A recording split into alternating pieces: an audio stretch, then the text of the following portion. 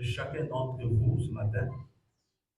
Aujourd'hui, c'est le jour des rameaux. L'Église universelle célèbre la fête des rameaux, qui a commencé au IVe siècle après Jésus-Christ.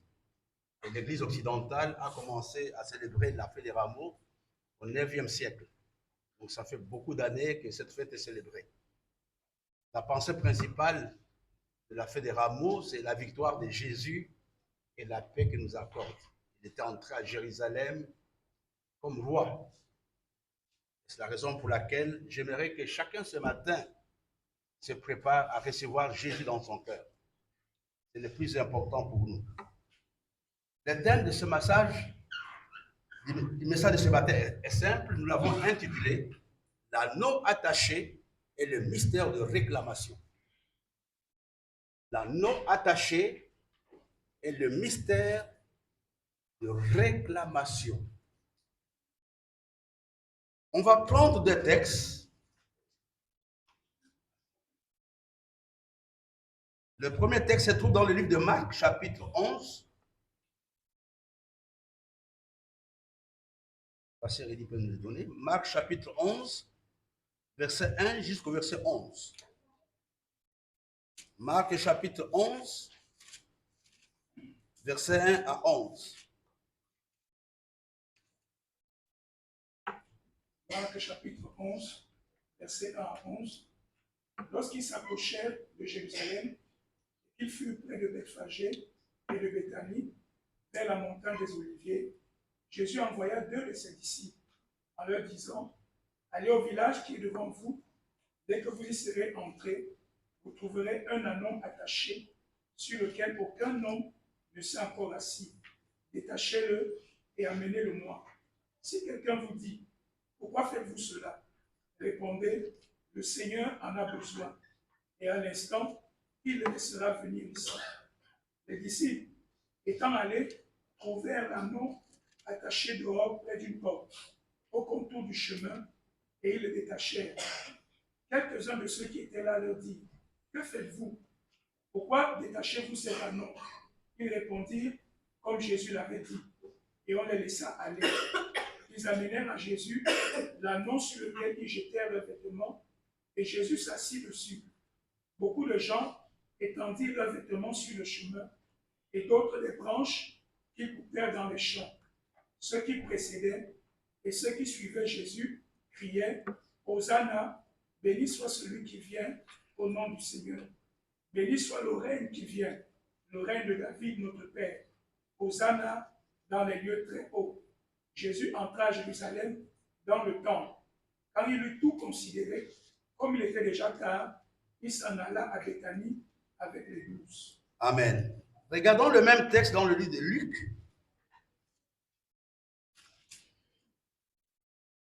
Le même texte dans le livre de Luc.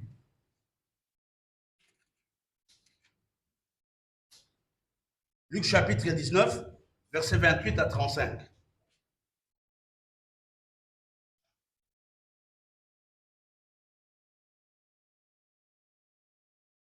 Luc 19, verset 28 à 35. 28 à 35. Après avoir ainsi parlé, Jésus marcha devant la foule pour monter à Jérusalem. Lorsqu'il approcha de Bethphagée et de Béthanie, vers la montagne appelée montagne des Oliviers, Jésus envoya 2 de ses disciples en disant, « Allez au village qui est en face. Quand vous y serez entrés, vous trouverez un anneau attaché sur lequel aucun homme ne s'est jamais assis. Détachez-le et amenez-le. Si quelqu'un vous demande, pourquoi le détachez-vous? Vous lui répondrez, le Seigneur en a besoin. » Verset 32. Ceux qui étaient envoyés allèrent et trouvèrent les choses comme Jésus leur avait dit. Comme ils détachaient l'anneau, ses maîtres leur dirent, « Pourquoi détachez-vous l'anneau ?»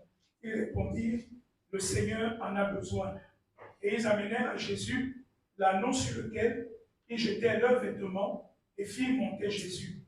Quand ils furent en marche, les gens étendirent leurs vêtements sur le chemin. Et lorsque déjà il approchait de Jérusalem, vers la descente de la montagne des Oliviers, toute la multitude des disciples, saisis de joie, se mit à louer Dieu à haute voix pour tous les miracles qu'ils avaient vus. Amen. Il disait, béni soit le roi qui vient, au nom du Seigneur, paix dans le ciel et gloire dans les cieux très hauts. Je pense que les deux textes disent la même chose. Il y a un mot particulier dans le livre de Luc, et les autres évangiles ne reprennent pas. On dit que l'anneau avait de maître. Il y a la ville de Jérusalem. Vous qui avez des téléphones.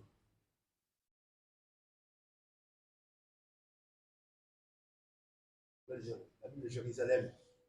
Texte 19, donc Luc 19, verset 32.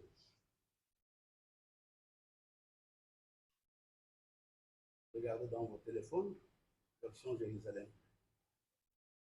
Je ne vais pas ça. Luc 19, 32. Étant donc partis, les envoyés trouvèrent les choses comme il leur avait dit. Et tandis qu'ils détachaient l'anneau, ses maîtres leur dirent. Voilà, il y a la version, c'est propriétaire. Il y a une version qui dit c'est maître ou c'est propriétaire. Hein? Ah, voilà, tu peux les lire. Et comme ils détachaient l'anneau, les propriétaires leur dirent. Voilà. Pourquoi détachez-vous l'anneau? L'anneau n'était pas un anneau libre. La Bible nous dit que cet anneau avait des propriétaires. Donc ce sont les propriétaires qui décidaient ce que l'anneau devrait faire. Alléluia. Amen. La Bible que vous n'avez pas de maître. Mais la King James version française nous dit c'est propriétaire. Tu peux croire que tu es un homme libre, mais tes propriétaires sont quelque part. Jésus voulait faire le bien à cet anneau. L'anneau peut représenter ta vie. L'anneau, c'est toi. L'anneau, c'est moi. L'anneau, c'est l'Église. Et n'oublions pas que cet anneau était attaché malgré la promesse de Dieu sur sa vie. C'était un anneau que Jésus devrait prendre pour entrer à Jérusalem. Mais l'anneau était attaché. Tu peux être à l'église, avoir n'importe quelle position, mais attaché. Tu peux être à l'église et faire autant d'années, mais attaché. Mais ce qui est extraordinaire, ce qui m'a touché personnellement, vous savez, un propriétaire a des droits. Un propriétaire est une personne qui a des droits. C'est mon champ, c'est mon village, c'est ma maison, je fais ce que je veux. Personne ne peut s'opposer à ce qu'un propriétaire veut. Quand tu es locataire quelque part, le propriétaire peut faire tout ce qu'il veut. Parce qu'il est propriétaire. Tu peux être fort, tu peux être intelligent, tu peux avoir l'argent, mais le propriétaire te dépasse. Alléluia. Amen. La Bible nous parle du propriétaire. Mais j'ai une bonne nouvelle pour quelqu'un ce matin. Quand les disciples ont été mandatés, ils arrivent, ils trouvent l'anneau attaché. Les propriétaires sont arrivés et ils étaient en train de détacher l'anneau. L'anneau n'était pas un anneau qui n'était pas occupé, c'était un anneau qui avait des propriétaires. Mais ce que les gens avaient oublié, il y avait un grand propriétaire. Il y avait un grand propriétaire, comme Clarisse dit, le propriétaire de propriétaire. Quand il est arrivé, la Bible nous dit que instantanément, l'anneau avait été libéré. Ça n'a pas pris beaucoup de temps. Parce qu'il y avait le propriétaire qui était là. Ce matin, je voudrais vous parler de quelque chose, mes bien-aimés, que nous ignorons. La réclamation. La Bible nous dit quelque part, dans Osée, je pense, mon peuple périt par manque de connaissances. Qu'est-ce que le propriétaire avait fait avec l'anneau? Ils ont réclamé. Qu'est-ce que vous êtes en train de faire avec l'anneau? Ils avaient réclamé. Beaucoup d'entre nous sont sous la puissance de la réclamation. Beaucoup de gens dans l'église, dans nos vies, dans nos familles, nous sommes sous la puissance de la réclamation. Ceci ne dépend pas de ton onction. Ceci ne dépend pas du don que tu as fait à l'église. Mais il faut tout simplement révoquer la réclamation qui se trouve dans ta vie. C'est ce que nous allons faire aujourd'hui, dans la semaine et même vendredi soir. C'est quoi la réclamation? J'ai essayé de noter des petits mots. C'est l'action de réclamer quelque chose sur laquelle on estime qu'on a des droits. C'est l'action de réclamer quelque chose sur laquelle on estime qu'on a des droits.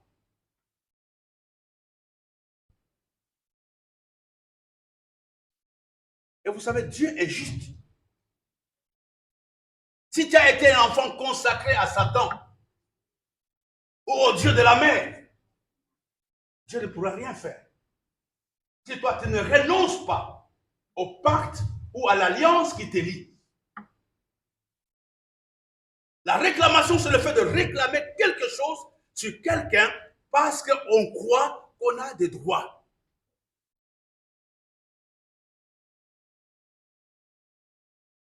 Et beaucoup de gens ne sont pas au courant qu'il y a quelqu'un quelque part qui est en train de réclamer quelque chose. Je regardais dans la Bible, la réclamation peut être un héritage spirituel par le sang. Toi, tu n'as pas été là, mais ton père l'avait fait, automatiquement, il t'a laissé cette réclamation. Et tu payes aujourd'hui le prix de la réclamation.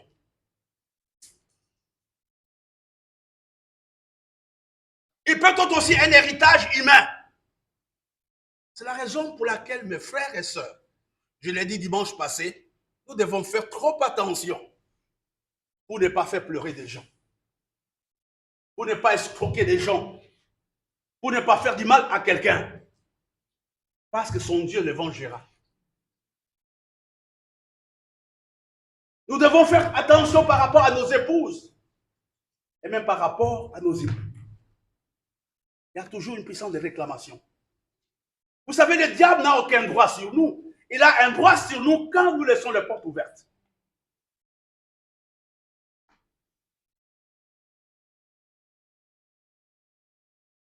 Quand une femme se tient devant Dieu, dit regarde l'état dans lequel cet homme a trouvé et regarde ce que je suis devenu, il y a une réclamation.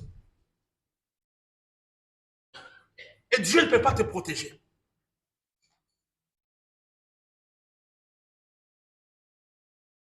Et j'ai vite compris que la réclamation est un allié de la malédiction.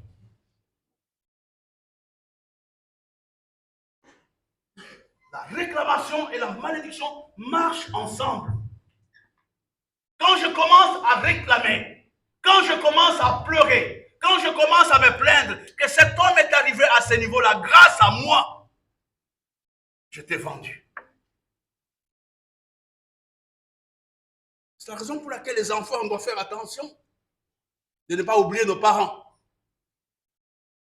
Que je suis devenu pauvre, c'est à cause de mon fils. J'ai tout fait pour lui. C'est à cause de ma fille. J'ai fait ceci pour elle, mais regardez le tas dans lequel je suis aujourd'hui. Il y a une réclamation.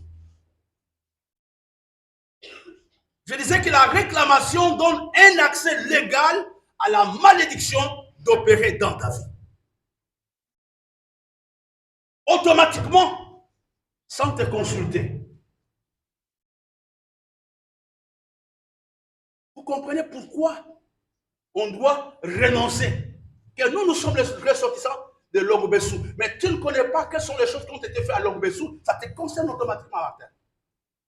Même si tu n'étais pas présent. Parce qu'il y a le sang de l'obéissance. Il donne un droit légal à la malédiction d'opérer dans ta vie. Même à ton insu. Sans que tu ne puisses le savoir. Lisons un texte dans le livre de Luc, chapitre 22, versets 31 à 32.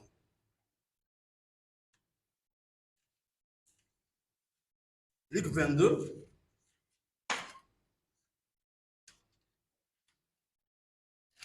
versets 31 à 32.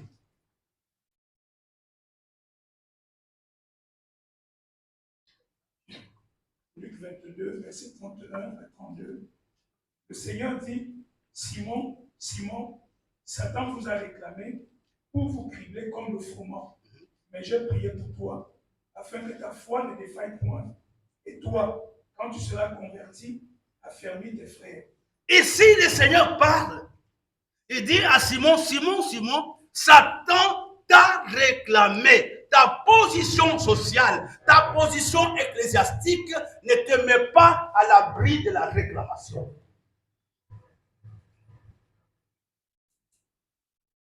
Simon était le collaborateur direct de Jésus.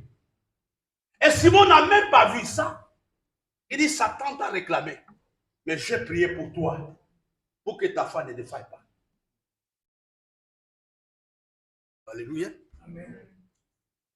Vous savez, les réclamations sont une conséquence des propriétaires. Les réclamations proviennent des propriétaires. On a des propriétaires familiaux, les gens de ta famille. On a des propriétaires territoriaux et terriens, comme nous avons prié tout à l'heure par rapport à la terre. Et c'est notre terre. Ça nous appartient, nous les autochtones, nous les Sawa. Il y a les propriétaires qui réclament. Il y a les propriétaires de la société. Les gens qui t'ont fait du bien. Et tu as abusé. Ces gens réclament. J'ai des exemples, peut-être qui peuvent vous choquer, mais qui sont la vérité. Beaucoup de choses ne marchent pas dans nos vies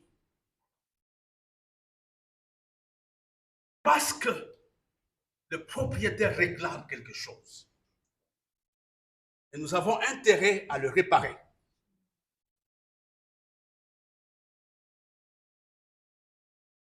Il vit avec une femme pendant des années, mais ses parents n'ont jamais pris une seule bouteille de vin. Parce qu'il n'a pas doté. C'était un arrangement simplement en France. Il y aura un problème un jour. Même s'il meurt, la réclamation va continuer jusqu'à toucher tes enfants. Et tu verras que ton mariage est instable. Ton mariage ne marche pas parce qu'il n'y a pas de dot. La dot est une réalité spirituelle. C'est recevoir l'accord du propriétaire. Donc, ne pas donner, même si mon beau-père ne réclame pas, la réclamation elle-même va s'appliquer dans ma vie.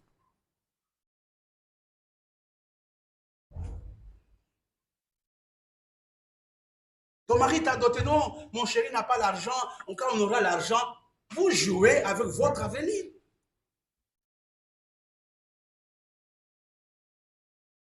Vous jouez avec votre avenir.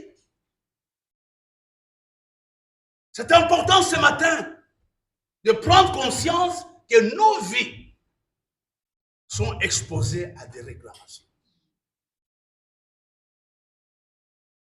Et faire attention.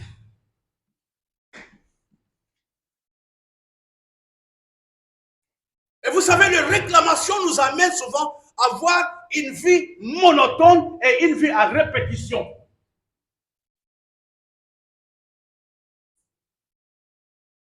On a la même chose parce que les propriétaires disent la même chose. Et tu n'as jamais brisé cela dans ta vie. Avoir 10 enfants avec une femme ne signifie pas que tu l'as déjà doté. Cherche même un membre de la famille, même si tout le monde est mort. Cherche quelqu'un qui a le même sang que ta femme, va doter chez lui.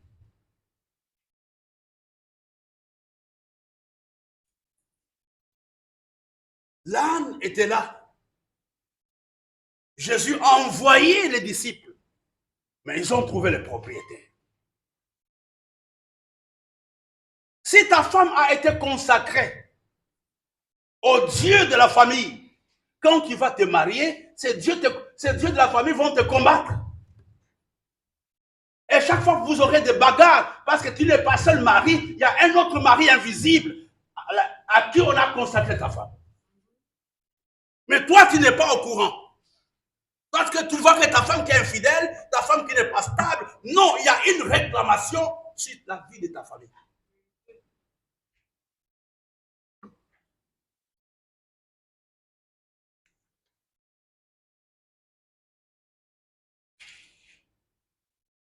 Le Seigneur dit à Pierre, je priais pour toi, pour que ta faille ne défaille pas. Ta femme ne puisse pas tomber. Regarde, les gens qui viennent de familles où on a fait des pratiques, il faut la grâce de Dieu pour qu'ils soient stables dans la foi. Parce qu'on le réclame. On le réclame. Que chez nous, les Bamileke, on n'accepte pas ça et Barthélemy ne comprend pas. Chez nous, nous le savons, non, on ne se marie pas comme ça. Mais bien aimé, il y a certaines choses que nous faisons, nous continuons tout simplement à nous enfoncer dans la réclamation. Nous, on enterre les jeudis, on enterre les... Il y a des choses qu'on doit refuser. Tu peux être en France, mais en observant toutes les recommandations de ton village, tu es sous la réclamation. Et tu ne peux pas évoluer spirituellement.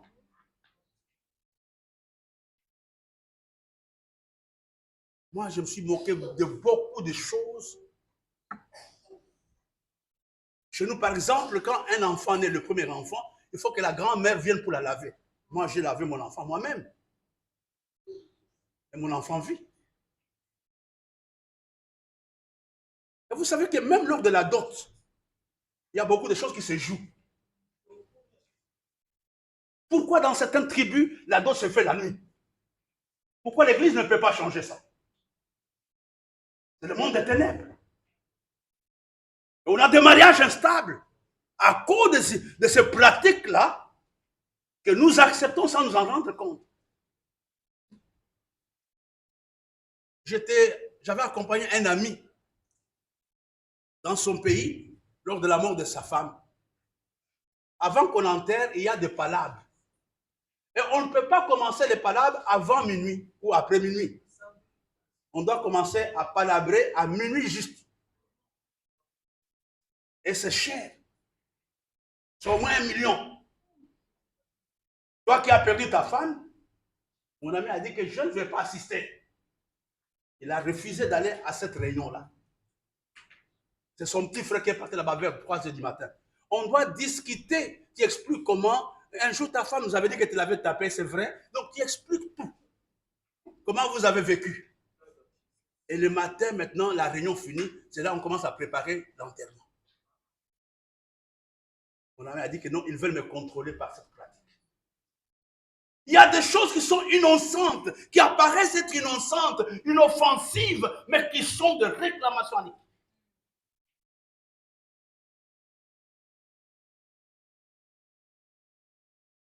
Je disais, mes bien-aimés, que l'une des choses que la réclamation poursuit dans ta vie, c'est la destruction de ta foi. Et tu n'arrives pas à t'attacher au Seigneur. Bah, tu viens d'une famille où on adore le faux Dieu, où on adore le crâne. La deuxième chose, la réclamation ruine la vie de quelqu'un.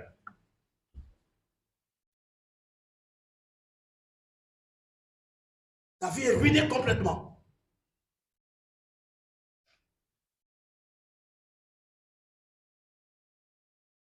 La troisième chose, la réclamation ne veut aucun bien ou aucun progrès. Regardez cet anneau, la Bible nous dit qu'aucun homme ne s'était mis sur l'anneau depuis des années. Mais là, quand Jésus arrive pour faire le bien, c'est là où tout le monde se lève. Les réclamations sont à la base de blocage dans le ménage, le blocage dans le ministère, le blocage dans ce que nous faisons.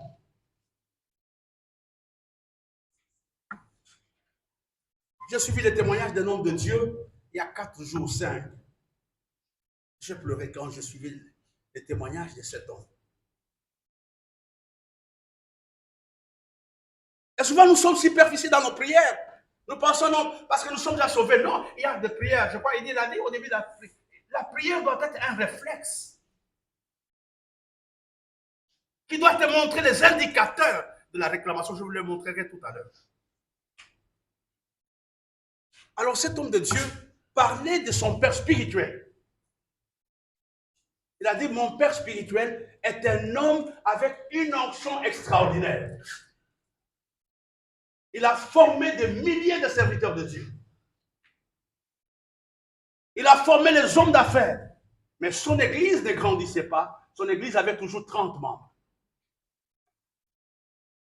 Il n'y avait pas d'argent dans son église et ses enfants étaient incapables d'aller à l'école. Aucun d'eux n'a fréquenté.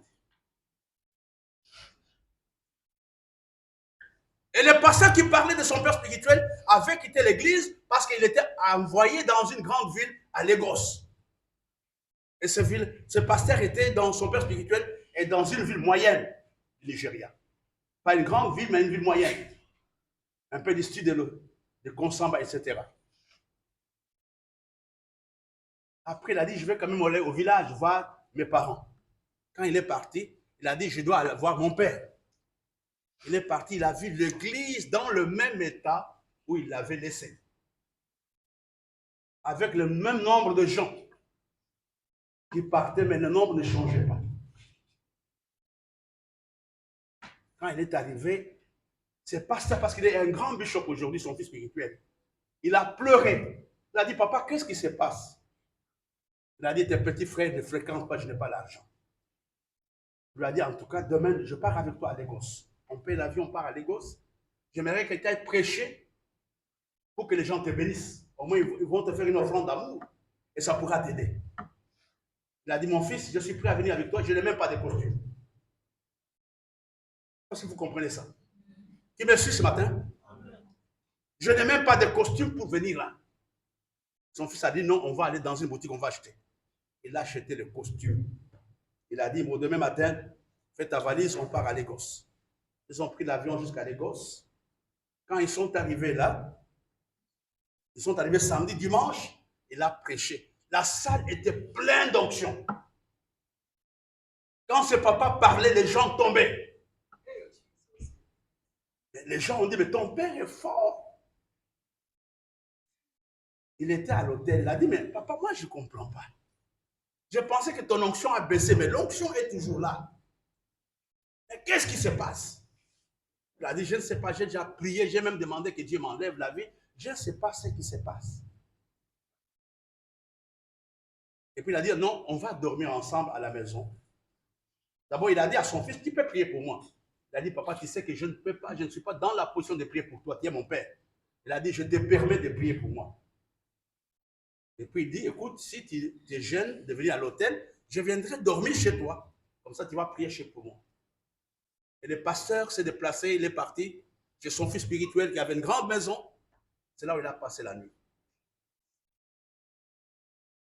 Ils ont passé la nuit dans la même chambre. Il est parti à la toilette, le papa est parti à la toilette, mais il a mis beaucoup de temps. Et son fils a dit, mais qu'est-ce que papa fait? Mais quand il est sorti, il a vu une grosse tortue devant la toilette. Une grosse tortue de mer. Le garçon a dit, papa, tu vois quelque chose? Il dit, je ne vois rien. Il a dit, ne bouge pas, il y a quelque chose. Quand l'enfant a parlé, la tortue était partie.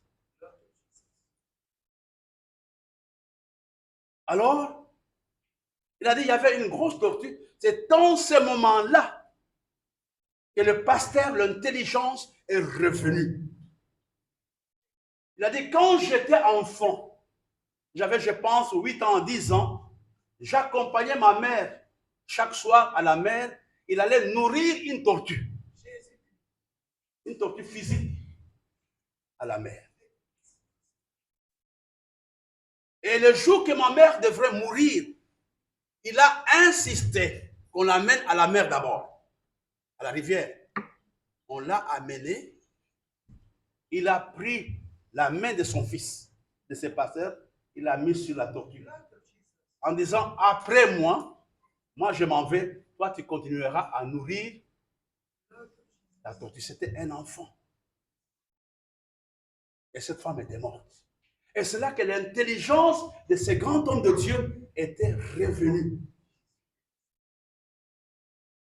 Heureusement pour lui, quelques temps après, il a donné sa vie au Seigneur. Il est parti à l'école de pasteur, il est devenu pasteur. Il avait oublié l'épisode de sa maman. Lui avait oublié, mais la réclamation ne l'avait pas oublié.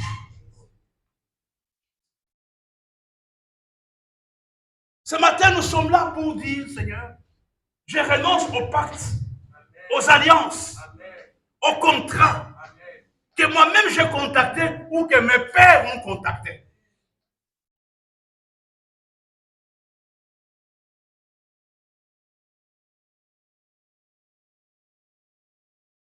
La réclamation empêche la réalisation du plan de Dieu pour quelqu'un.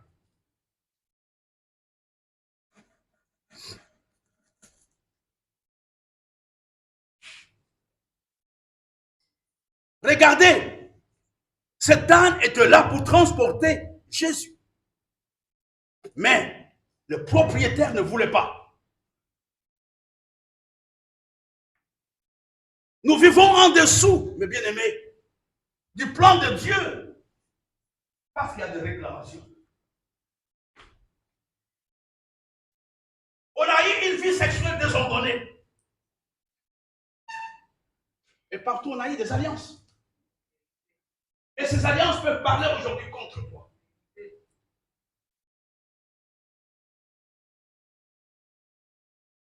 Si je n'étais pas le premier homme, si tu n'étais pas la première femme, tu ne feras rien. Ces réclamations te feront, bloqueront le plan de Dieu dans ta vie. Et c'est important ce matin, en ce jour de rameau, de prier par rapport à cela. Dis Seigneur, les alliances que j'ai contactées, d'une façon consciente ou inconsciente, doivent périr. Frères et sœurs,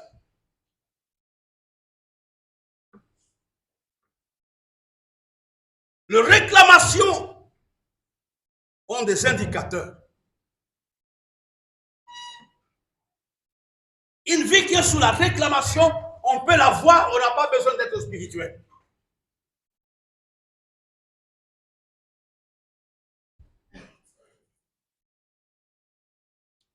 J'ai noté 7 indicateurs de réclamation. Le premier indicateur, c'est une vie caractérisée par la peur. La peur est l'instabilité émotionnelle. Vous savez, il y a des gens qui changent les humeurs facilement. Ils peuvent être contents à 8h, à 8h30, ils changent d'humeur. À 8h45, n'en parlons plus. Les humeurs qui changent comme ça.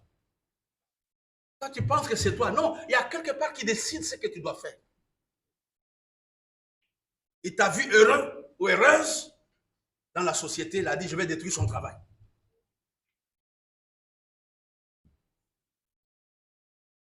J'ai parlé avec certaines personnes.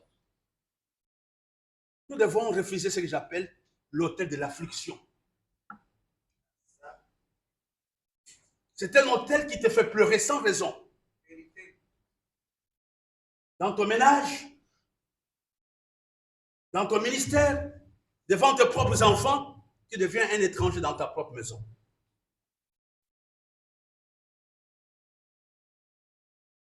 Tes frères préfèrent aider les autres, mais pas toi. Ton propre fils va aider sa tante, mais pas toi qui l'a engendré. L'hôtel d'affliction. Ça te fait pleurer. Je disais que le premier indicateur La réclamation, c'est l'instabilité, plutôt c'est la peur et l'instabilité émotionnelle.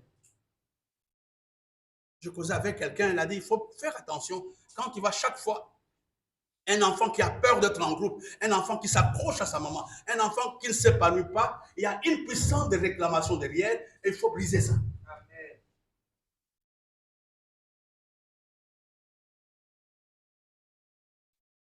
Le deuxième indicateur de la réclamation, ce sont les familles brisées et l'instabilité conjugale. Il y a d'une façon permanente. Dans ta famille, on n'a jamais célébré un mariage.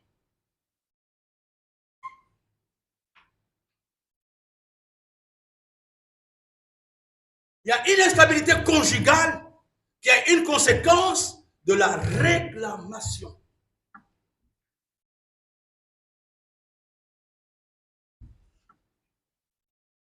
Il y a un pacte. Un jour, un oncle a dit, aucune fille de ce village ne se mariera à un étranger. Et quand tu vas te marier à un étranger, tu as violé la loi et tu t'exposes au châtiment. Troisième signe, troisième indicateur, c'est le manque, la pauvreté chronique et l'incapacité de produire.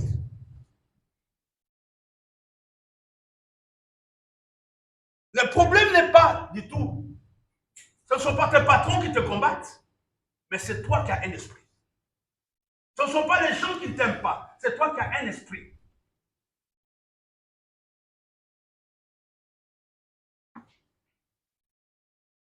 Et c'est important ce matin de prier par rapport à la puissance de la réclamation.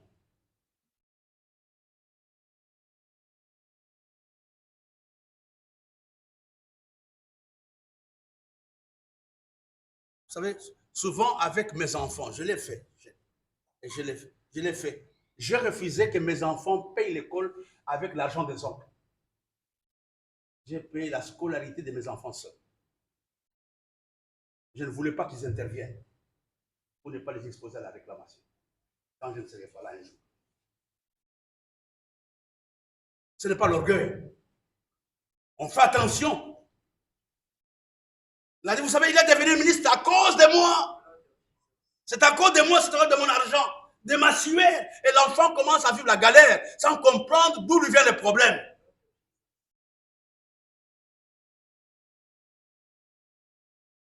As-tu déjà envoyé quelque chose à la personne qui a gardé ton enfant? Le lycée, il était chez son oncle. L'université, il était chez sa tante. Mais tu as déjà envoyé quelque chose, n'est-ce pas? Le fils pour dire merci. Il y a la réclamation.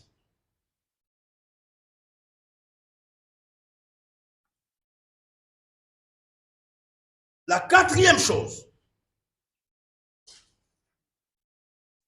c'est le manque de vision, le manque d'ambition et le manque de direction dans la vie.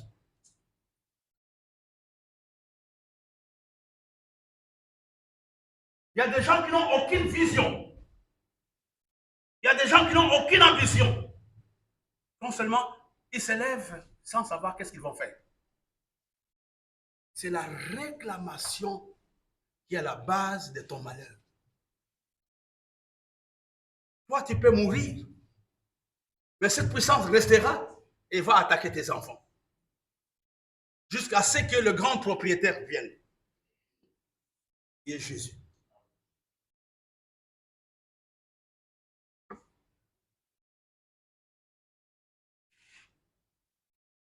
Un autre indicateur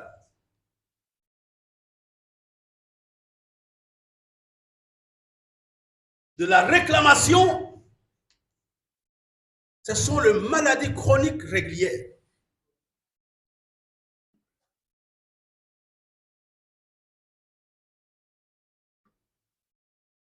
On peut briser le cycle de maladie.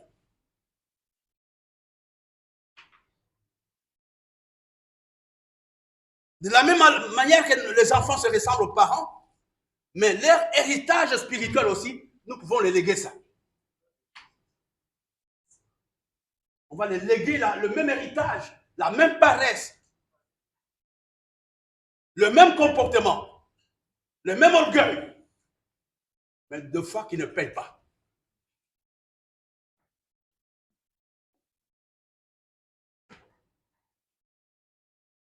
De temps en temps, j'aimerais que tu regardes à la vie de tes parents et que tu dis, je ne veux pas être comme mon père. Je ne veux pas être comme ma mère. Parce que si tu ne fais pas attention, tu finiras de la même façon que lui. À moins que le grand propriétaire ne vienne dans ta vie.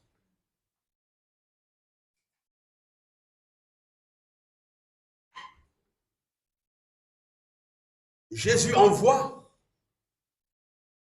les disciples. Le petit propriétaire était là.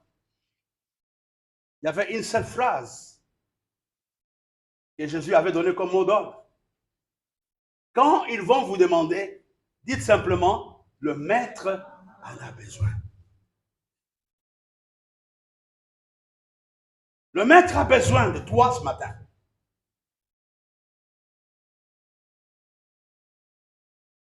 J'aimerais vous dire, frères et sœurs, pratiquement 70% de notre vie est spirituelle. Ce que nous voyons de physique, c'est 30%. Mais la plupart des choses sont dictées dans le monde invisible. Et quand il n'a pas les yeux ouverts, quand il ne sait pas attaquer la cause, la vie ne changera pas. Il fallait que cet enfant ait les yeux ouverts pour sauver son père. Ils ont prié, ils ont chassé ces tortues. Et aujourd'hui, l'église de cet homme s'est palmie. Il a de l'argent, ses enfants sont partis à l'école, etc., etc. Parce qu'on a trouvé la cause.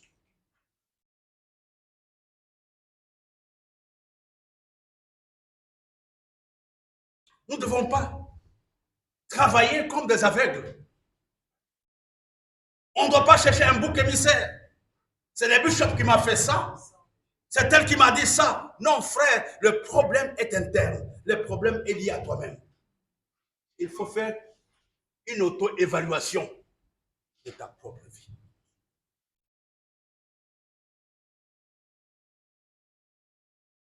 J'ai noté 7 points.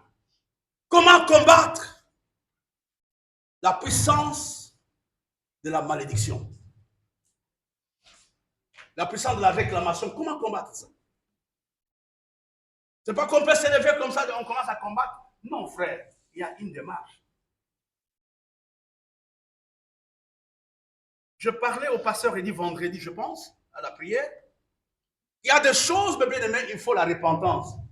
Mais il y a des choses, il faut la réclamation, la réparation. Tu peux te repentir, mais si tu ne répares pas, il n'y a rien qui va arriver. Trouve la personne que je t'ai blessée. Tu peux te repentir dans ta chambre, mais la personne qui est blessée est là. Va voir la personne. Seigneur, j'ai volé ceci, cela. Seigneur, pardonne-moi, mais tu as l'argent volé dans ta poche.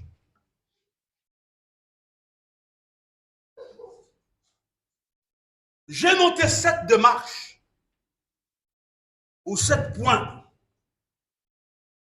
que nous devons suivre si nous voulons sortir, si nous voulons avoir la délivrance par rapport à la puissance de la réclamation. J'ai béni l'âne.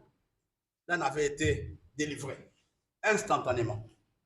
Ce que nous faisons, nous pouvons le faire aujourd'hui instantanément. Pas dire que demain, j'aurai le temps.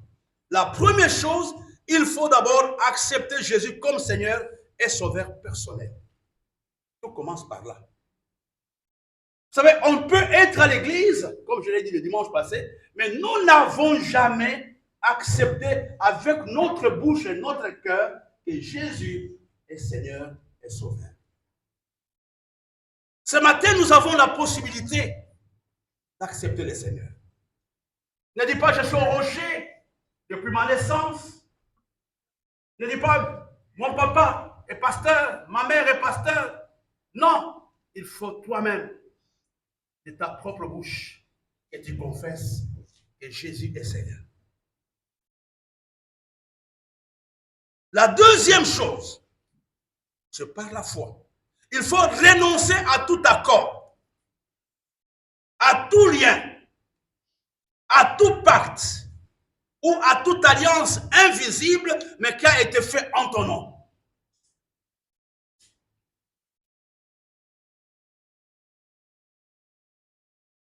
Il faut renoncer.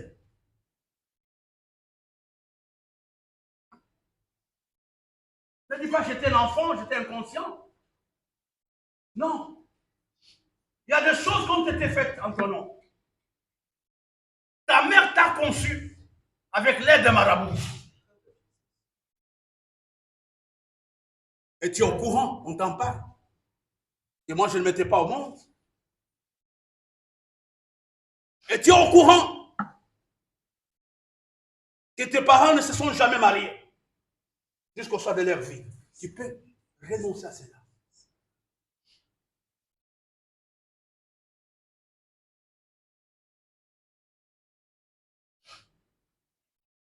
Et maintenant, la troisième chose, c'est briser les forteresses. Par la prière d'autorité et par la prière de la foi. Toutes les forteresses qui sont entrées dans ta famille à cause de réclamations.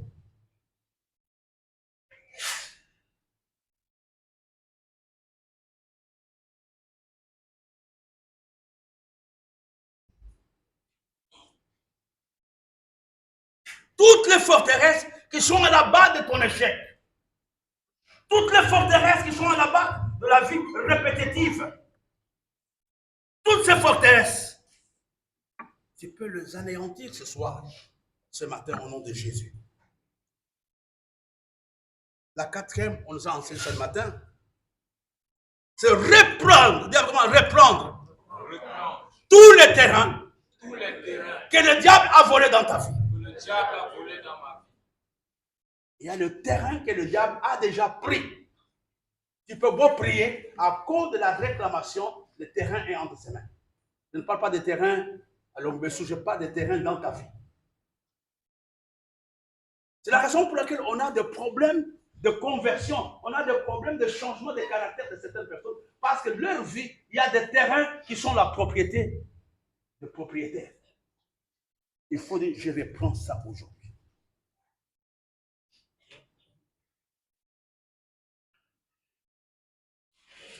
La cinquième chose, c'est une déclaration que tu dois faire toi-même. Je déclare que mon âme, mon esprit et mon corps appartiennent à Jésus. Est-ce que tu peux le dire avec moi? Je déclare que mon âme et mon esprit et mon corps appartiennent à Dieu. Ce matin, je prends autorité contre toute puissance de réclamation dans ma vie. Que tous les esprits qui me réclament quelque chose, je renonce au pacte. Je renonce à l'alliance. Je renonce au contrat que mes pères, mes grands-pères ont contacté à mon insu. Je déclare ce matin une libération de ma famille, de mes enfants, de mon épouse, au nom de Jésus. Prie d'abord, prie d'abord. L'Église a contacté d'une façon inconsciente avec le monde invisible.